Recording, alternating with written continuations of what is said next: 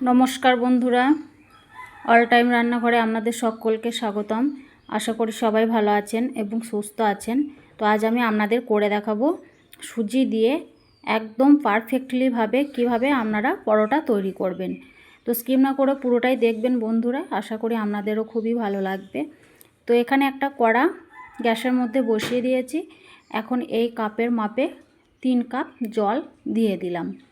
এই কাপের মাপই সুজি নেব, তার জন্য এই কাপের মাপেই কিন্তু এখানে জলটাও দিয়ে দিলাম। এখন জলের মধ্যে স্বাদ মতো লবণ দিয়ে দেব। লবণটা জলের সঙ্গে ভালোভাবে মিশিয়ে নেব। তারপর জলটাকে খুব ভালোভাবে ফোটা পর্যন্ত অপেক্ষা করব। জলটা ভালোভাবে ফুটে গেছে। এখন গ্যাসের ফ্লেমটা লো আঁচে রেখে এখানে আমি 1 কাপ প্রথমে সুজি নিয়ে এক হাতে করে ঢালতে থাকবো আর এক হাতে করে কিন্তু নাড়তে থাকবো। এই কাজটা অবশ্যই করবেন, একবারে সুজিটা জলের মধ্যে দিয়ে দেবেন না, তাহলে কিন্তু দলা পাকিয়ে যেতে পারে। এক হাতে ঢালবেন আর এক হাতে একটু নাড়াচাড়া করে নেবেন। প্রথমে 1 কাপ দিলাম, তারপরে আবারও হাফ কাপ দিয়ে দিলাম। 1.5 কাপ সুজির জন্য এখানে কিন্তু আমি 3 কাপ জল ব্যবহার করলাম। এখন জলের সঙ্গে সুজিটাকে খুব সুন্দরভাবে একটু সেদ্ধ করে নেব। যতক্ষণ না পর্যন্ত একটা ডোয়ে পরিণত হচ্ছে সুজিটা, ততক্ষণ পর্যন্ত একটু নাড়াচাড়া করে সুন্দরভাবে ডো তৈরি করে নিতে হবে। এখানে গ্যাসের ফ্লেমটা একবারই বাড়ানো যাবে না, একদম লো আঁচে রেখে এই কাজটা একটু সময় ধরে করে নেবেন। এইভাবে একটা সুন্দর ডো কিন্তু অবশ্যই তৈরি করতে হবে। এখন দেখতে পাচ্ছেন ডোটা কিন্তু সুন্দরভাবে প্রায় তৈরি হয়ে আসছে। এক জায়গায় জড়ো করলে একটা ডোয়ে পরিণত হচ্ছে এবং কড়ার গা থেকে সুন্দরভাবে ছেড়ে যাচ্ছে। এখন আমি সুজিটাকে কড়া থেকে তুলে নিলাম।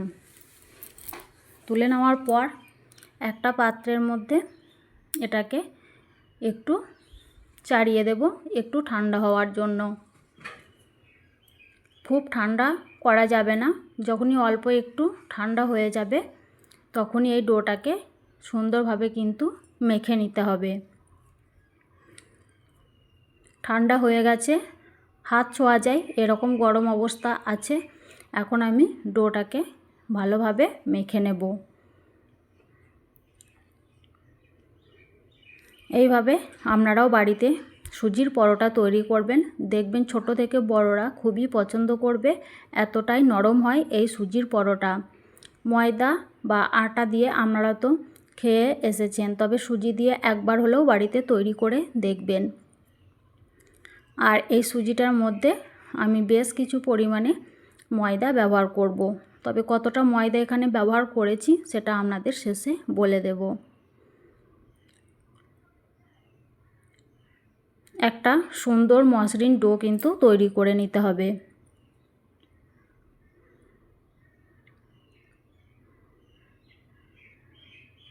এখন উপর থেকে সামান্য পরিমাণে ময়দা ছিটিয়ে একটা ডো তৈরি করে নেব। তো স্কিপ না করে পুরো ভিডিওটা দেখবেন বন্ধুরা। আর যদি ভালো লাগে অবশ্যই একটা লাইক করে দেবেন, কমেন্ট বক্সে আপনাদের মতামত জানাবেন। আর আমার চ্যানেলে নতুন হয়ে থাকলে চ্যানেলটি সাবস্ক্রাইব করে পাশে থাকবেন। এখন একটা সুন্দর ডো তৈরি হয়ে গেছে। এখন এখান থেকে আমি কিছুটা করে নেব আর একটা রুটির সাইজে তৈরি করে নেব। উপর থেকে একটু ময়দা দিলাম আর এটাকে একটু ময়দার মধ্যে চুবিয়ে নেবেন, যেমনভাবে আমরা আটা বা ময়দা দিয়ে রুটি ব্যবহার করি সেইভাবেই। এটাকে খুব পাতলা করা যাবে না, আবার খুব যে মোটা তাও হবে না, একটু মিডিয়াম সাইজ করে কিন্তু তৈরি করে নেবেন। এইভাবে প্রত্যেকটা বেলে নেওয়ার পর এটাকে আমি একটা তাওয়ার মধ্যে সেঁকে নেব। তাওয়াটা খুব ভালোভাবে গরম করে নিতে হবে। তারপরে গ্যাসের ফ্লেমটা মিডিয়াম টু লো আঁচে রেখে পরোটাগুলোকে একটু সেঁকে নিতে হবে। এইভাবে যখন এক পিঠ হয়ে যাবে তখন আবারও এক পিঠ উল্টে দিতে হবে। একবার হলেও বাড়িতে তৈরি করবেন। বাড়িতে যদি না তৈরি করেন তাহলে কিন্তু বুঝতেই পারবেন না কতটা নরম হয় এই পরোটাগুলো খেতে। যখনই একটু ফোলা ফোলা ভাব চলে আসবে তখনই ওপর থেকে আমি এখানে ঘি ব্যবহার করলাম। আপনারা কিন্তু চাইলে তেলও ব্যবহার করতে পারেন, তবে ঘি দিলে এই পরোটাটা খেতে বেশি ভালো লাগে। ঘি দিয়ে এইভাবে উল্টো পাল্টা করে একটু ভেজে নেব।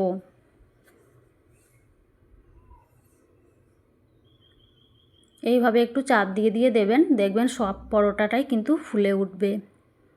এইভাবেই সব পরোটাগুলো একটা একটা করে ভেজে তারপরে আপনাদের দেখাবো।